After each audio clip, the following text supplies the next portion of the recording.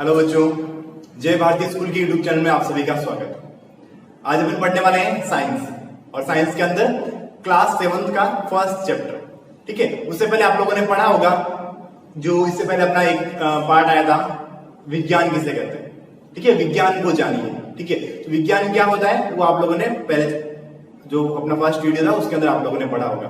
ठीक है, तो अभी अगर आप लोगों को ये पता चल गया कि विज्ञान होता क्या है, विज्ञान के अंदर अपन क्या क्या पढ़ने वाले हैं, तो अभी अपन क्या करते हैं 7th क्लास का आज फर्स्ट चैप्टर स्टार्ट करने वाले हैं। ठीक है, ताकि आप लोगों का कोर्स रेगुलर साथ साथ चलता रहे। ठीक है बच्चों, तो अभी अपन पढ़ने वाले हैं 7th चैप्टर का, 7th क्लास का फर्स्ट चैप्टर। चैप्टर का नाम है अपने पास में पादपों में पोषण। चैप्टर फर्स्ट है ये,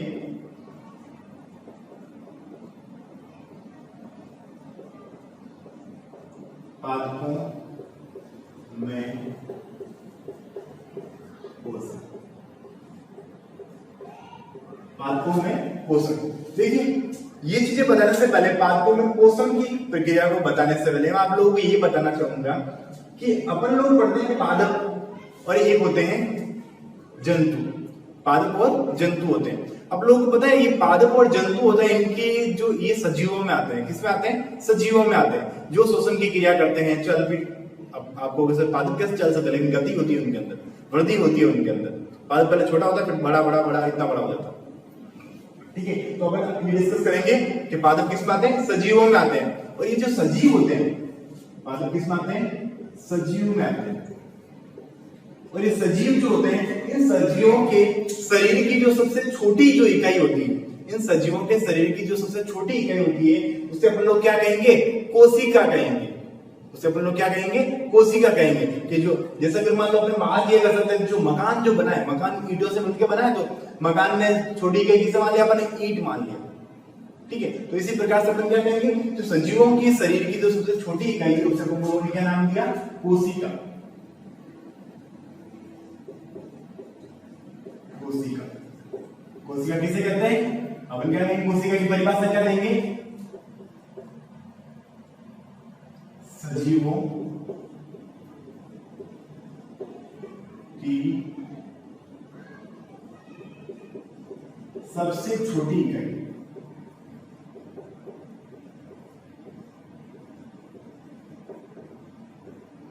सजीवों की सबसे छोटी इकाई क्या होती है? कोशिका कहलाती है। सजीवों की सबसे छोटी इकाई कोशिका कहलाती है। हो गया ये बात। अब देखिए कोशिका क्या होती है, जैसे कि मान लो इस टाइप की कोशिका बनी हुई है।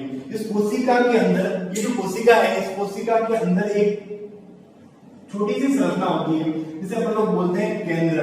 जिसे अपन लोग क्या बोलते हैं? केंद्र।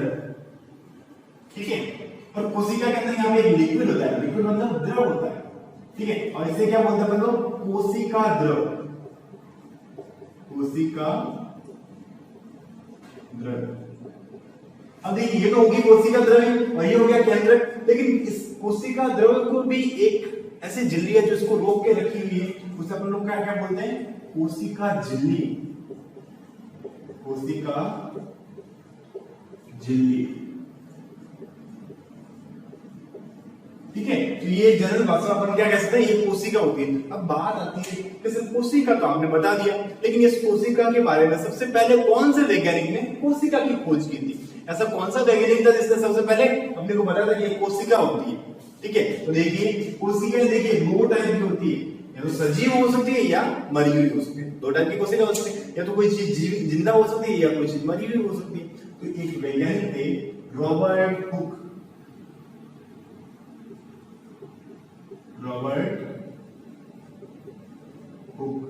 रॉबर्ट हुक ने सन 1665, जैसे अभी 2020 चल रहा है, कोरोना वायरस का दौर है ना, वैसे ये क्या था 1665। तो रॉबर्ट हुक ने सर्वप्रथम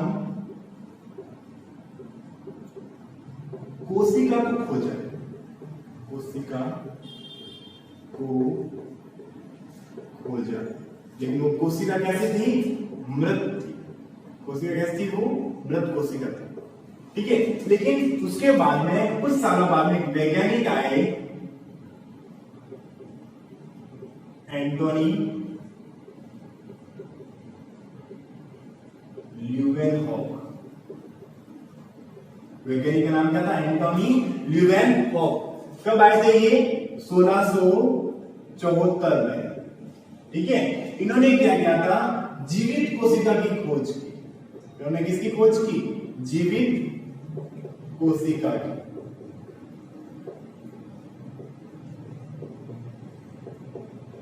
जीवित कोशिका की खोज की। ठीक है, तो ये दो वैज्ञानिक थे। रॉबर्ट हुक ने सर्वप्रथम कोशिका की खोज की, लेकिन कैसी कोशिका थी वो? मृत कोशिका थी। एंटोनी ल्यूवेनहॉक ने क्या किया? जीवित कोशिका की खोज की। क्लियर हो गया ये बातें? अब देखिए, अब बात ये केंद्र, एक वैज्ञानिक और थे जिसका नाम था रॉबर्ट ब्राउन। क्या नाम था? Robert brown. इन्होंने सबसे पहले किसकी खोज की? केंद्र की खोज की। सबसे पहले किसकी खोज की? केंद्र की। अब कोई बच्चे कहेंगे सर ऐसे तो इतना तो हमारी किताब में नहीं है। कोई बात नहीं, किताब में नहीं है तो क्या हो गया, अपन एक्स्ट्रा तो नॉलेज ले ही सकते हैं। आपकी किताब में ये है कोशिका क्या होता है, अभी किताब में ये है कोशिका होता क्या है, लेकिन आप लोगों को पता होना चाहिए कि कोशिका की खोज भी किसने की।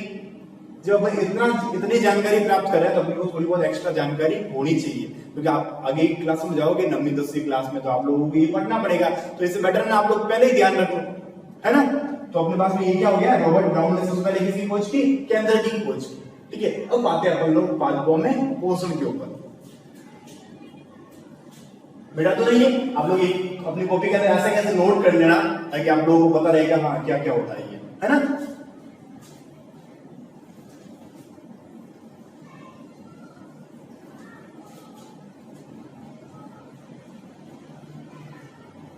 हाँ, अब देखिए, अब बात आती है अपने पास में पोषण। किसकी बात आती है अपने पास में? पोषण। देखिए, किसे कहते हैं पोषण? अगर पोषण की परिभाषा देनी हो अपने को तो अपन क्या कहते हैं? पोषण किसे कहते हैं? जो पोषक तत्वों को ग्रहण करने की प्रक्रिया, या ये कह सकते हो कि भोजन को ग्रहण करने की प्रक्रिया क्या कहलाती है? पोषण कहलाती है। आप लोग क्या कहोगे? भोजन या पोषक तत्वों को ग्रहण करने की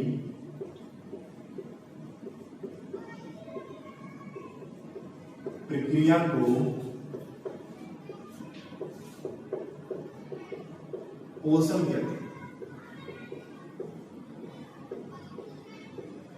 ठीक है, पोषक तत्वों या भोजन को ग्रहण करने की प्रक्रिया को क्या कहेंगे अपन लोग? पोषण कहेंगे। हो गया बात ये क्लियर। अब देखिए, ये जो पोषक तत्व जो होते हैं वो कौन कौन से होते हैं? आपने तो बता दिया ये, लेकिन पोषक तत्व क्या होते हैं तो अपन क्या कहेंगे? बताइए भाई, पोषक तत्व क्या होते हैं? आप लोगों ने नाम सुना होगा, प्रोटीन सुना है आप लोगों ने? सुना होगा आप लोगों ने कार्बोहाइड्रेट,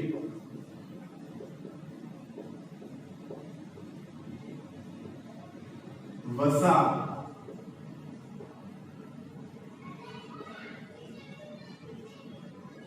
खनिज लवण, विटामिन और लास्ट में जल। ये देखिए, ये क्या होते हैं? पोषक तत्व होते हैं। प्रोटीन, कार्बोहाइड्रेट, वसा, खनिज लवण, विटामिन और जल, ये सारे क्या होते हैं? पोषक तत्व होते हैं। और पोषक तत्वों का काम क्या होता है? हमारे शरीर को ऊर्जा प्रदान करना, हमारे शरीर को ऊर्जा प्रदान करना।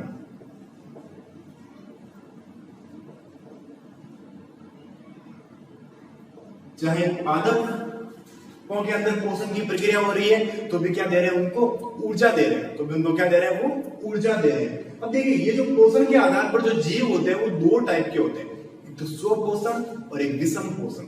एक तो क्या होता है? पहला आता है आपके पास में स्वपोषण या स्वपोषी। स्वपोषी की परिभाषा अपन कैसे देंगे? अपन कहेंगे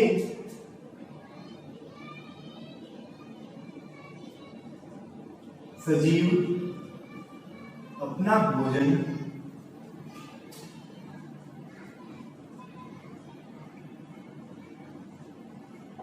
स्वयं बनाते हैं। इस प्रक्रिया को क्या कहते हैं? स्वपोषण कहेंगे। और ऐसे जीवों को क्या कहेंगे अपन लोग? स्वपोषी कहेंगे। सजीव अपना भोजन स्वयं बनाते हैं, स्वपोषी कहलाते हैं। स्वपोषी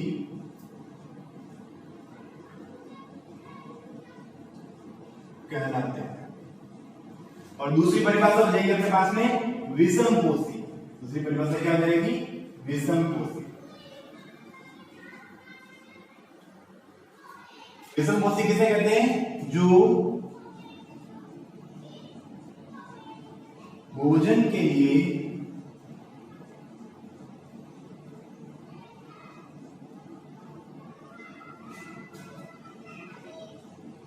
दूसरों पर निर्भर रहते हैं, निर्भर रहते हैं। अब देखिए उदाहरण क्या दोगे आप लोग? इसका ऊपर वाले का स्वपोषी का उदाहरण क्या दोगे आप लोग? पादप।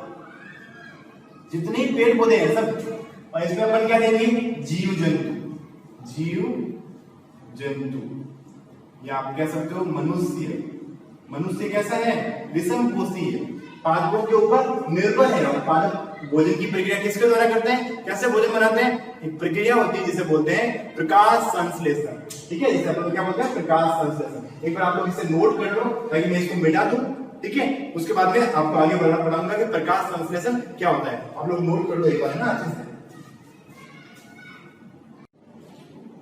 ठीक है बच्चों, नोट कर लिया आप लोगों ने। अभी अपन आगे बढ़ते हैं कि प्रकाश संश्लेषण क्या होता है।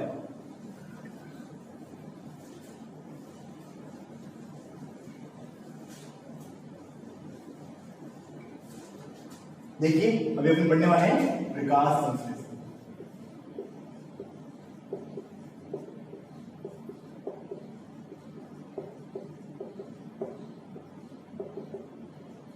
देखिए प्रकाश संश्लेषण क्या होता है? अपने पढ़ा अभी कि स्वपोषी। स्वपोषी कौन होते हैं? जो अपना भोजन खुद बनाते हैं। और एग्जाम्पल क्या दिया अपन ने? पादप। तो पादप जो होते हैं अपना भोजन कौन सी प्रक्रिया के द्वारा बनाते हैं? प्रकाश संश्लेषण की प्रक्रिया के द्वारा। कि प्रकाश संश्लेषण वह प्रक्रिया होती है जिसके द्वारा पादप जो होते हैं या पेड़ पौधे जो होते हैं वो अपना भोजन खुद बनाते हैं। तो अपन परिभाषा क्या लिख देंगे इसकी? वह प्रक्रिया जिसके द्वारा पेड़ पौधे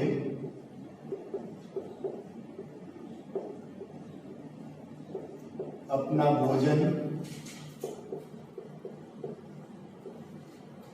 स्वयं बनाते हैं।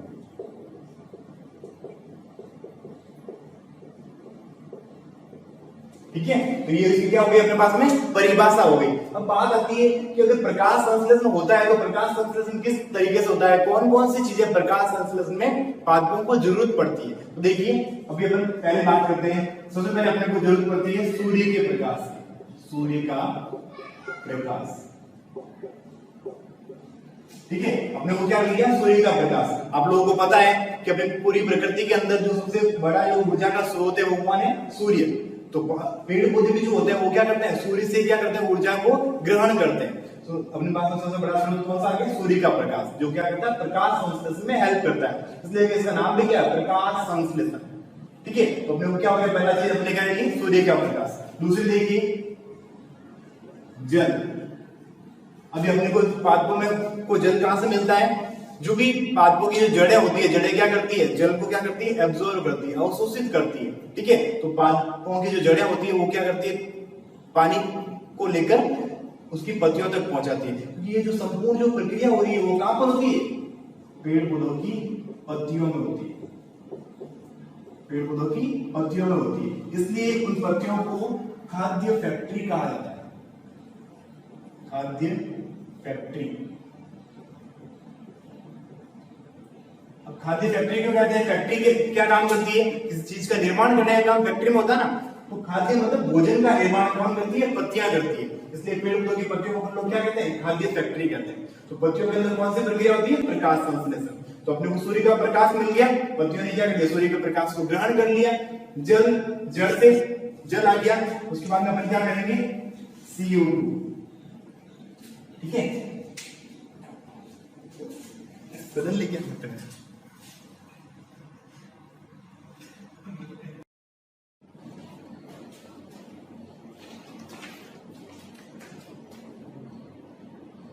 ठीक है, अपने को क्या हो गया ये CO2 जो कार्बन डाइऑक्साइड कहां से मिल रही है पादपों को, जो अपन लोग श्वसन की क्रिया में जो गैस छोड़ते हैं, सांस अपन लेते हैं और वापस कौन सी गैस छोड़ते हैं, ऑक्सीजन ले रहे हैं और कार्बन डाइऑक्साइड छोड़ रहे हैं। तो उन्होंने पादपों ने क्या किया, CO2 को क्या कर दिया, ग्रहण कर दिया। ठीक है, तो ये एक तो जल हो गया, एक CO2 हो गया और एक सूर्य का प्रकाश। देखिए इसमें एक इंपॉर्टेंट बात ये है कि सूर्य का प्रकाश पत्तियों ने लिया, पादप जो ये जल है वो जड़ों द्वारा पहुंच गया, ये जो CO2 है वो किसके द्वारा हुई, वो भी पत्तियों के द्वारा ही हुई। जैसे अपने शरीर के ऊपर ये रंध्र पाए जाते हैं, छोटे छोटे रोम पाए जाते हैं, वैसे पत्तियों के ऊपर भी क्या पाया जाता है, छिद्र पाए जाते हैं। CO2 का कौन करता है, रंध्र। रंध्र क्या होते हैं, जो पत्तियों के ऊपर छोटे छोटे छिद्र पाए जाते हैं उन्हें हम लोग क्या बोलते हैं, रंध्र बोलते हैं। ठीक है, तो ये रंध्र जो होते हैं वो क्या करते हैं, गैसों का विनिमय करते हैं। ये क्या काम करते हैं, गैसों का विनिमय, मतलब गैसों का जो आदान प्रदान करने का काम कौन करता है, ये रंध्र करते हैं। ठीक है, मतलब CO2 को तो लेते हैं और ऑक्सीजन को छोड़ते हैं। अब इनके साथ में क्या मिल जाता है, जो पत्तियों के अंदर पाया जाता है पर्णहरित, जिसे हम लोग बोलते हैं क्लोरोफिल, पर्णहरित। ठीक है, ये पर्णहरित करता है, इनके साथ क्रिया करता है और इनका क्या करता है, भोजन का निर्माण कर देता है। कार्बोहाइड्रेट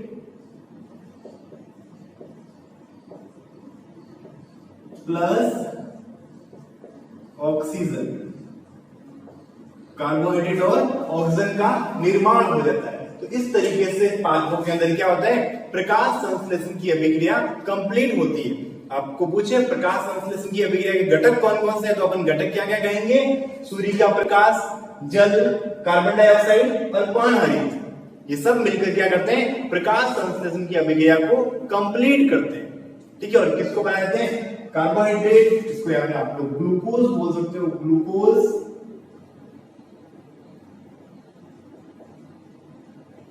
और दूसरा क्या हो जाएगा हमारे पास में, ऑक्सीजन हो जाएगा।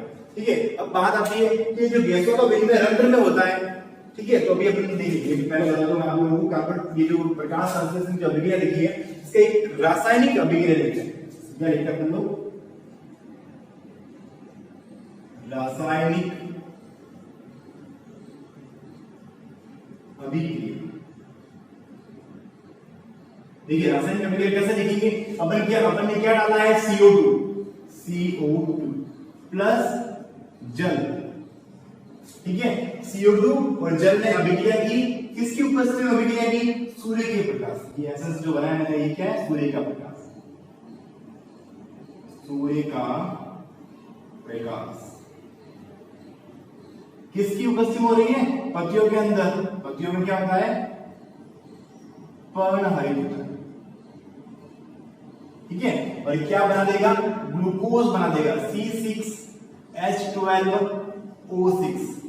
देखिए ध्यान रखना, इसके आगे नहीं लिखना, ये देखो 6 के आगे का मैंने इसके नीचे लिखा, C के नीचे 6, H के नीचे 12, O के नीचे 6। ये क्या है, ग्लूकोज है, प्लस ऑक्सीजन। ये क्या हो गया अपने पास में, प्रकाश संश्लेषण की अभिक्रिया की रासायनिक समीकरण। प्रकाश संश्लेषण की अभिक्रिया क्या हो गई, ये रासायनिक समीकरण हो गई। तो इस क्रिया के द्वारा पेड़ पौधे अपना भोजन का निर्माण करते हैं। देखिए कुछ बातें ऐसी होती है जो आप लोगों के सिर्फ पत्तियों में ये तो ठीक हो गया, जैसे होता है कैक्टस, थोड़ जो होती है ना कैक्टस, जिसके ऊपर कांटे होते हैं, जिसके ऊपर पत्तियां नहीं होती, तो आप लोगों के सिर्फ वो पौधे प्रकाश संश्लेषण की अभिक्रिया कैसे करते हैं।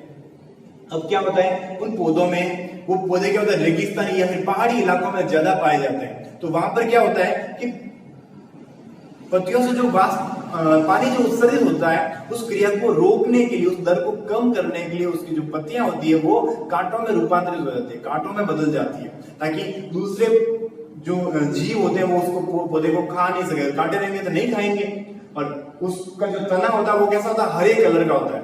तो उन पादपों में जो प्रकाश संश्लेषण की अभिक्रिया होती है वो किसके द्वारा होती है, तने के द्वारा हो जाती है। किसके द्वारा होती है, तने के द्वारा। और तना क्या करेगा, प्रकाश संश्लेषण की अभिक्रिया को कंप्लीट करेगा। उनका जो तना हरा होता है वो पर्णहरित के कारण होता है। जिसकी वजह से होता है वो पर्णहरित के वजह से। आप लोगों ने कभी कभी देखा होगा तालाब वगैरह के ऊपर काई होती है ग्रीन ग्रीन कलर की, जिसे हम लोग शैवाल बोलते हैं। ठीक है, तो शैवाल भी क्या होते हैं, हरे हरे कलर के होते हैं। शैवाल भी क्या होते हैं, हरे कलर के होते हैं। तो हरे कलर के जो शैवाल होते हैं उनमें क्या होता है, पर्णहरित पाया जाता है। और वो पर्णहरित जो होता है वो प्रकाश संश्लेषण की अभिक्रिया में क्या करता है, हेल्प करता है। ठीक है, तो शैवाल भी क्या करता है, प्रकाश संश्लेषण की अभिक्रिया करते हैं, लेकिन किसके द्वारा करते हैं, उनकी जो सतह जो होती है उस सतह के द्वारा करते हैं। जो पेड़, जो आप लोगों ने कभी कभी देखा घरों के अंदर मटकी वगैरह होती है, उसके आसपास में ग्रीन ग्रीन कलर की काई जम जाती है। ठीक है, तो शैवाल जो होते हैं उनमें क्या बोलते हैं, आप लोग शैवाल बोलते हैं। तो वो भी, उनमें भी प्रकाश संश्लेषण की अभिक्रिया पाई जाती है। तो ये बातें आप लोगों को क्लियर हो गई कि प्रकाश संश्लेषण की अभिक्रिया होती क्या है और कहां पर होती है, और ये इसकी रासायनिक अभिक्रिया किस तरीके की है। ठीक है, तो ये आप लोगों को क्या रखना है, याद रखना है। क्लियर हो गई आप लोगों को कि सब चीजों को आप लोगों को क्या करना है, याद रखना है। ठीक है, अब देखिए एक छोटा सा टॉपिक बचा आप लोगों के, ये रंध्र क्या होते हैं और रंध्र में गैसों का विनिमय किस प्रकार होता है, इसको अभी अपन क्या करते हैं, डिस्कस कर लेते हैं।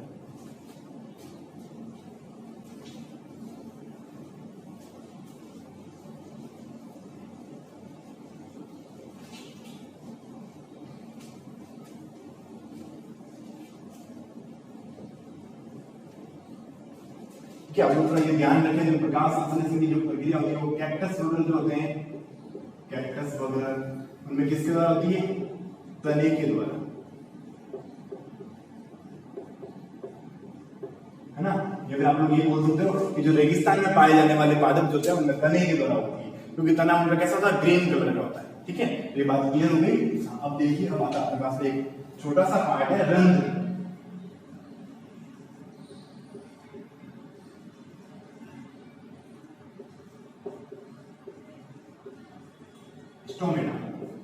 ठीक है, तो पादप की जो पत्तियां होती हैं, पत्तियों के ऊपर क्या पाए जाते हैं, रंध्र पाए जाते हैं, जो क्या काम करते हैं, अभी मैंने आप लोगों को बताया क्या काम करते हैं, ये गैसों का विनिमय करते हैं, कि कार्बन डाइऑक्साइड ऑक्सीजन को लेते हैं, गैसों का विनिमय।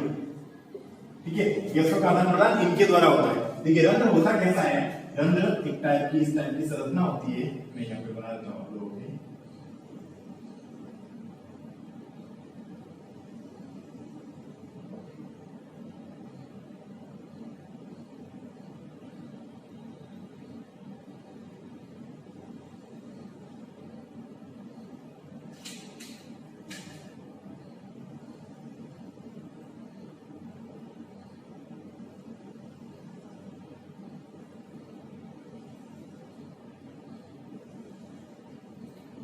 इस टाइप की संरचना होती है, इसे हम लोग क्या बोलते हैं, रंध्र बोलते हैं। मतलब पेड़ पौधों की जो पत्तियां होती हैं उन पत्तियों के ऊपर ऐसे ऐसे बहुत सारे रंध्र पाए जाते हैं, ऐसे ऐसे क्या होता है, बहुत सारे रंध्र पाए जाते हैं। और ये जो होती है इन्हें हम लोग बोलते हैं द्वार कोशिका, हम लोग क्या बोलते हैं, द्वार कोशिका।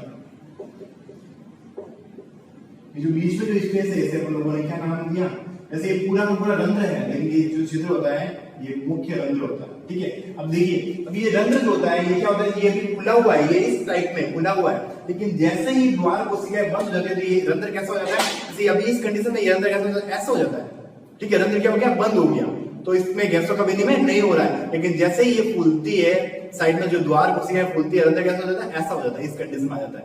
तो उसके द्वारा ये रंध्र क्या हो गया, खुला हुआ है, और ये द्वार कोशिकाएं क्या करती है, इसको प्रोटेक्ट करके रखती है, सुरक्षा प्रदान करती है। ठीक है, तो ये टाइप की क्या होती है, रंध्र की संरचना होती है। ठीक है, क्लियर हो गया। ऐसे बहुत सारे रंध्र होते हैं, एक पत्ती के ऊपर ऐसे बहुत सारे रंध्र होते हैं। ठीक है बच्चों, तो अभी हमने आज क्या पढ़ा था, पादपों पोषण 100% पढ़ा था। 100% के अंदर कौन सी घटना पढ़ी थी, प्रकाश संश्लेषण की घटना।